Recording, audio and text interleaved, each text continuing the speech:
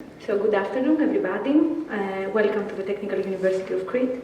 My name is Vasiliki Geropanta. I am an assistant professor at the Faculty of Architecture here at the Technical University of Crete.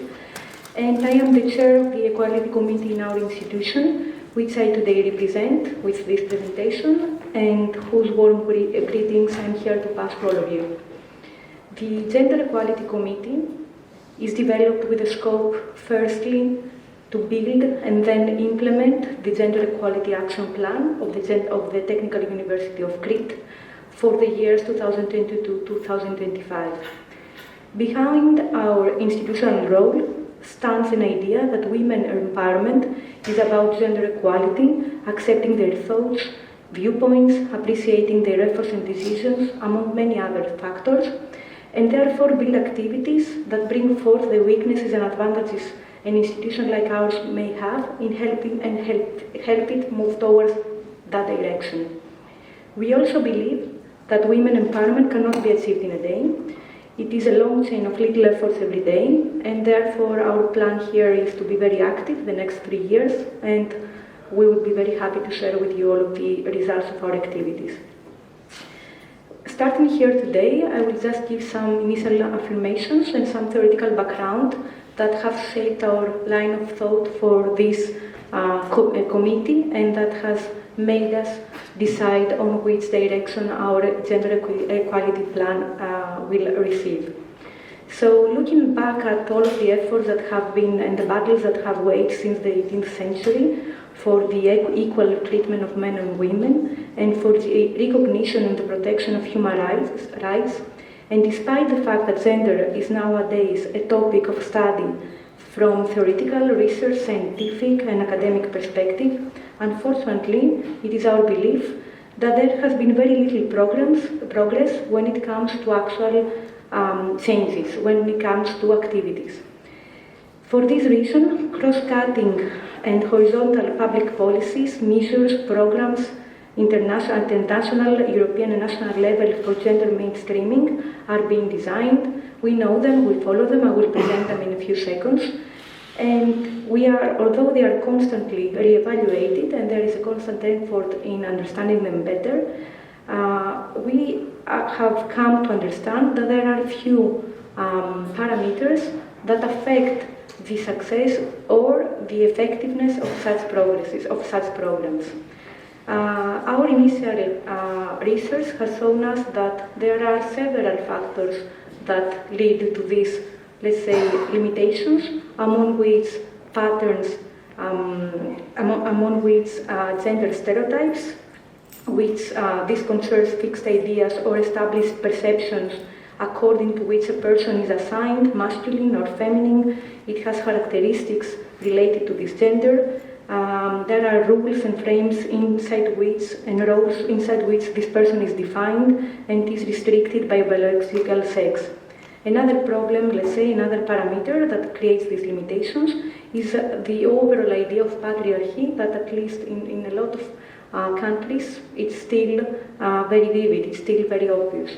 The social system in this category, in this understanding, our understanding of patriarchy, what we are stating is that the social system that imposes male dominance over women, to which they ought to submit themselves, is called patriarchy.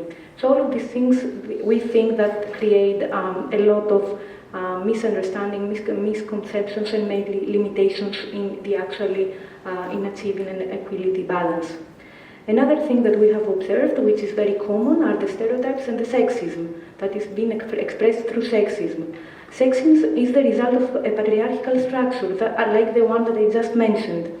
It is, and it refers, let's say, to the total of cultural and social models that legitimate and reproduce the disadvantaged position of women.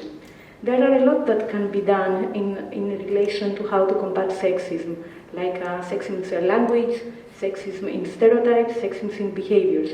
All of these need now to be seen and evaluated according to each society where it contributes towards this direction. There are many measures also that we have collected, we have seen, we have read during our work with the development of the gender equality plans.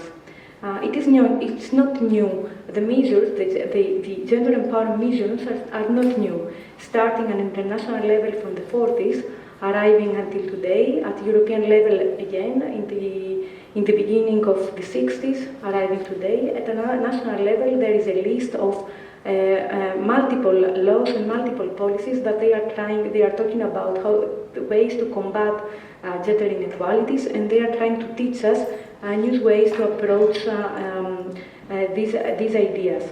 Mainly, what all of these international level aim is increasing the personal, political, social, and economic independence of people, and to encourage them so they have equal access, equal opportunities to exercise their rights, to acquire control over their lives, to build their self-esteem, and to be aware of their possible options.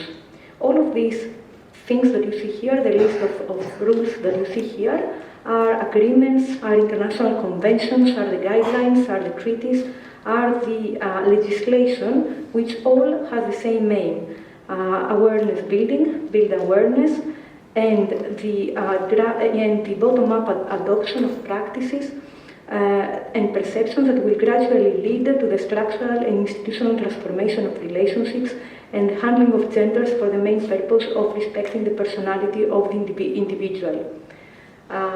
Now, it's not only talking generally in Greece, in passing to our existence of this committee, there is the imperative need to implement the gender dimension in all policies, especially those that concern education, research and innovation, led to the introduction of Law 45/1989 of 2019, which stipulates the establishment of gender equality committees, a committee like ours, like the one that I'm presenting, you representing today, in all higher education institutions nationwide.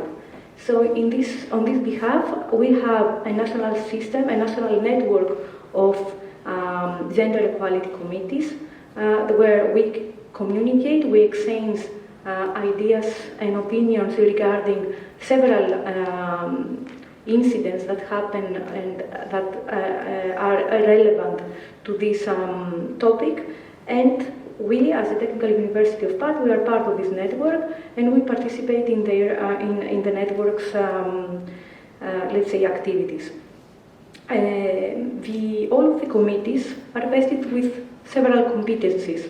They have to have specific, let's say, goals, aims. What are these goals? To plan actions to promote and assure equality inside inside the processes of every university, educational, research, administrative, and according to the kind of mapping one does inside the institution, to publish an annual report that is submitted to the Senate. We need to recommend measures to promote equality and combat sexism. There are several activities for this topic. To inform and educate the members of the academic community on matters of gender and equality-related matters. To provide mediation services when needed. Create actually subcommittees, such as in our case, that we are trying exactly to offer to the university this opportunity of a mediation service, because we might have cases, we don't know that yet, so we needed this kind of activities.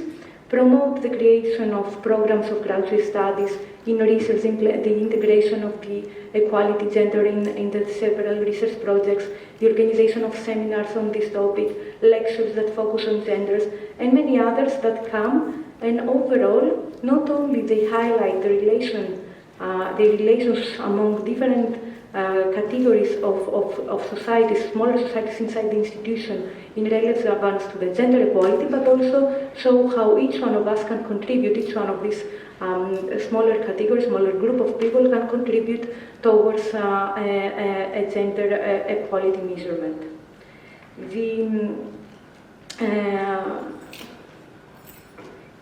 The Gender Equality Committee of the university has the main purpose, to design the policy of equality and mutual respect, the so-called, as I mentioned before, the Gender Equality Plan. And we have as main axis to prevent gender and stereotype discrimination, gender division, and sexist or harassing behaviors within the institution. Our committee consists of 9 members, among which members from different schools of the institution, of the university, and also both from the academic part, so professors of the university, also from the administrative part, also students and a representative of students. You can find our website, where inside there are all the contact details and the information, the exact information of how specifically we're planning to address our future, our plans for the future.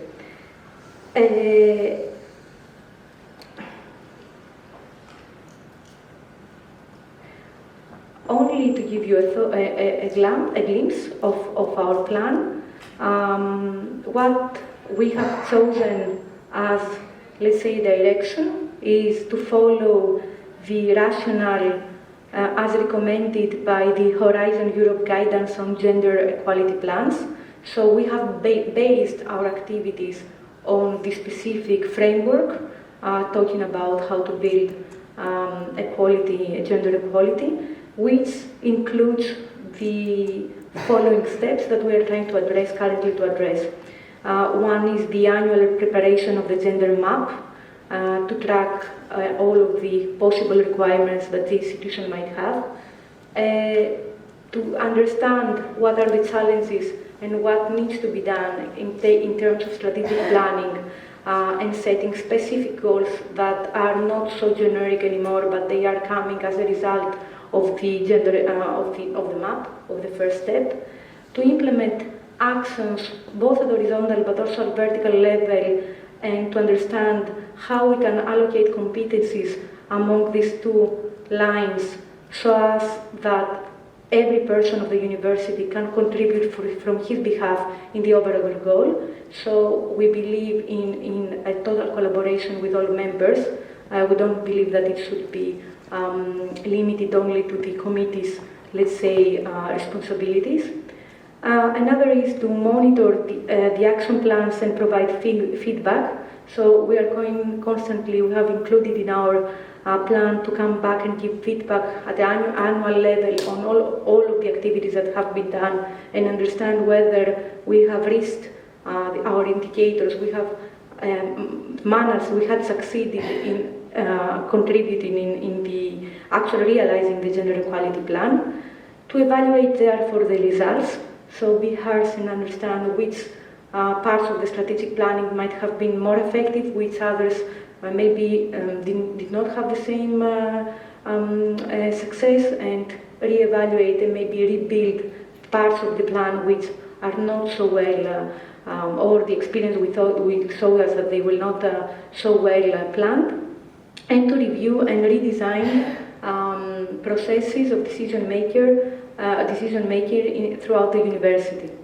You can imagine that all of these plans, which are very optimistic, cannot be only included in only a draft document of 30 pages as our gender equality plan. They require a lot of efforts, they require a lot of hard work, so each of the activities that it has been included here and has not been announced yet, but you can find it online if you wish, require layers and layers of people controlling and understanding whether we are on the correct path. It is our duty to collaborate with all responsible bodies inside the academic society, to network with external relevant societies, and to work with one main objective, to reinforce and empower women inclusion.